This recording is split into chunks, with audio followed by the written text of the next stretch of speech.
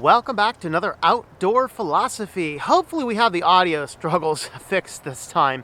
Last week's video was just really loud and bad audio, so my apologies for that. I didn't realize how bad it was until I started processing it. But hopefully we're good outside of the occasional gusts of winds on this wonderful, extraordinarily cold, yes, it snowed last night a little bit, a couple flakes, here in State College. But today I want to start probably a little series exploring the various avenues of universal basic income. This is something that showed up because we got a number of interesting responses on the video about neo-Luddites, and now I want to tackle it. Well, last time was looking at just the basic technology and personal use.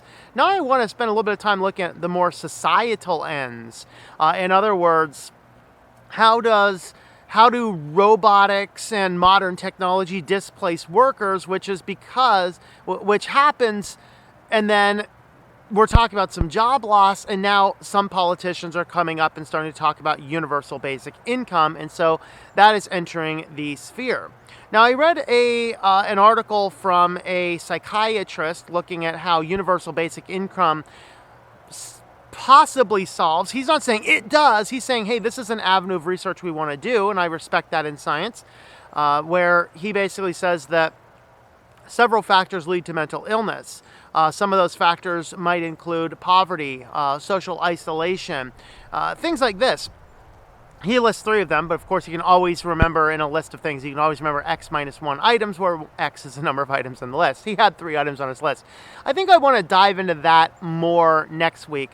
Today I want to just give some basic general thoughts, having not researched a ton more into it, other than just based on the overall concept and idea of, yes, there's this thing called universal basic income. And in this thing called universal basic income, the general definition accepted is a basic amount of income provided to all citizens of the participating nation or culture to meet all of the basic needs and expenses. That is the overall idea. It's given to rich people, it's given to poor people. Obviously, it is tax subsidized, so the rich people generally aren't making any gain on it, but they're basically getting the taxes back for it that they paid in, which is kind of silly, but why not, you know? So this is the general idea. There have been some pilot studies looking at universal basic income, and I want to dig into those before telling you whether those were good studies or resulted bad studies. I don't know. I haven't had a chance to research all those. I wanted to give just some general basic thoughts, having not yet researched, before we dive into it. First, I filter everything, of course, through more of a biblical worldview. What does the Bible have to say? Well, it doesn't have to say anything about communism or socialism, which universal basic income was definitely a big part of. There is, in fact, something in Scripture that says in it's either 1st or 2nd Thessalonians, Paul writes, he who does not work does not eat. Now, this refers to this idea that some people were taking this early church model, selling all the things, giving it to the church, then the church is distributing out to people as they had needs. This is not some weird form of communism. But I don't want to spend a lot of time on that because this is intended not to be a biblical overview, but a social one. But there's a few other places which seem to indicate that people who are wiser with their money will generally have more money and resources. Now, if you've ever gone through Section 8 housing or poor neighborhoods, you know that poverty is a real thing. And so the question is, what comes first, the poverty or the destruction of the land? And it's a chicken egg question, because in reality, a lot of this actually bases on your mindset. So, for example, there's an area nearby where I live where there is a group of Section 8 housing, and there is a group of tax credit housing, and there's a couple groups of just standard run-of-the-mill housing. And while the neighborhood is overall pretty good, what we find is right in the middle of the Section 8 housing, there's a soda machine, and it seems so out of place. Little cul-de-sac neighborhood, there's no reason to be down there unless you live down there or you're visiting somebody down there. And you get into this place, and the one end of it's just standard housing, townhouses, condos, really nice. You get over there, and then you get the more tax credits, so they're a little bit on the more poverty side, and then you get the Section 8, which is definitely clearly poverty-stricken. Right in the middle of Section 8, there's a soda machine. It's like, well, what? Why? So there's a reason for that. And that's because the evil, crazy capitalists have realized if you put a soda machine in the middle of a middle-class neighborhood, it probably doesn't get a lot of use. You put a soda machine in the middle of a Section 8 housing, and you have to empty the money of that thing every single day. All right. Now, all this to say, there is a book out there, and forgive me, I am not going to remember the title of it. I will be able to give you the summary here. But it looks at our mindsets. And it's important as we approach the subject of a universal basic income to consider our mindsets. So in this book, they talk about the sociological phenomenon of people who are poverty-minded, middle-class-minded, or wealthy-minded. And they use this illustration to say, we're going to give each one a sum of money. And if you give a sum of money to a person who is wealth-minded, and by the way, a wealth-minded person doesn't necessarily have a lot of money. A middle-class-minded person isn't necessarily rich nor poor, and a poverty-minded person doesn't necessarily have nothing. So you give this large sum of money to a wealthy-minded person, and they look at this money and they say, all my basic expenses are met, let's go ahead and invest this. And so the overall idea in a wealth-minded person, and by the way, it's not because he has all his needs met. It's because he's always looking ahead to the future. He's always looking ahead to more opportunities. So if you give a sum of money to a person who happens to be wealthy, they will generally invest it. Unless there is a very specific, very clearly defined need that they have, in which they will do that, which has probably been a goal for them. If you give the same sum of money to a middle-class-minded person, their general idea is to look at it and figure out where to best apply this over the course of their monthly expenses. Many middle-class people do carry a small amount of debt, and they will generally take that sum of money and say, hey, this is extra, we're going to throw this and pay off some debt. Or we're going to throw this at, fixing the roof that has been leaking a little bit. We're going to throw this at some need that we have inside of our house. That's really what the idea is inside of there.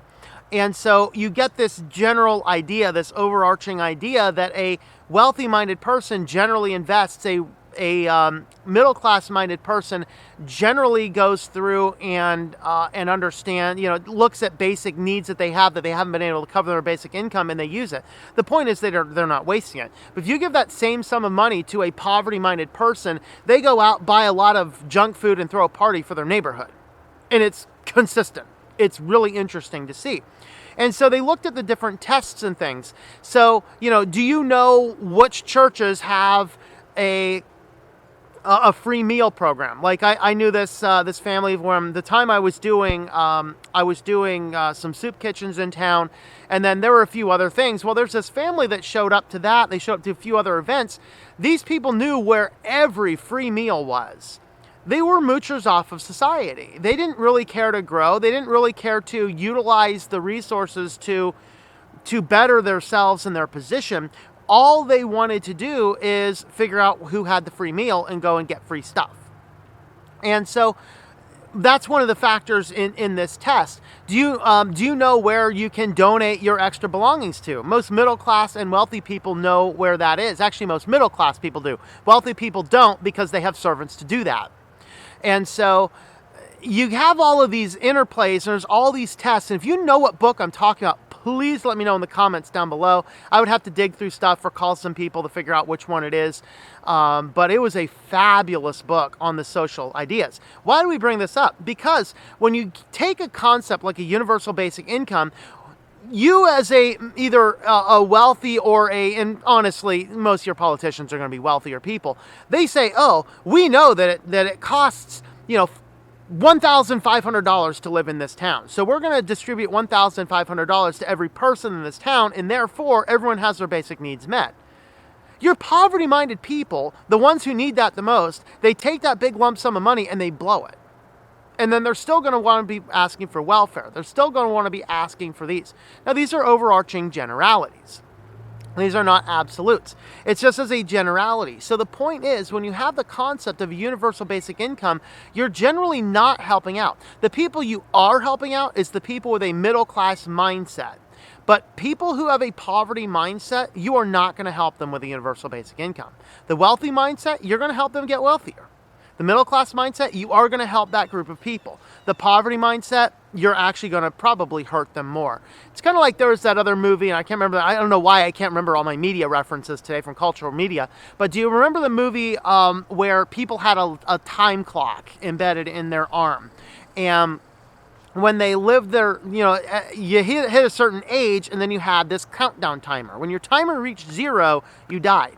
Well, this guy ended up getting a big payout, and so he decided that he was going to go out and share this with all his friends. He was a poverty mindset guy. So he finds his best friend who's always struggling, and he just transfers him a lot of his time. You could transfer time. His time was your currency. So he could transfer all of his time to this guy, and the guy literally, he's like, whoa, I'm now a billionaire. He goes off, and literally in one night, he wastes his entire life. That is what happens. So that is my ultimate concern with a universal basic income, that you're not actually going to help the people who need the help the most. All you're going to do is actually probably hurt them. So that's an idea, a thought. But again, I want to spend some time digging into this in more detail. I want to look at all the positives. I want to look at the negatives. I want to look at the few places where this has been tried and see what the results are. So let me know if you're interested in me doing that and doing more videos on this idea. Let me know your thoughts too about this concept, this idea. Do you know people who are clearly poverty minded? You give them money and they just blow it. It's frustrating. It really is.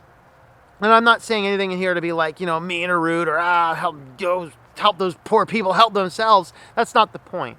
The point here is to get an idea and a conversation going about it. So let me know your thoughts about all this in the comments down below.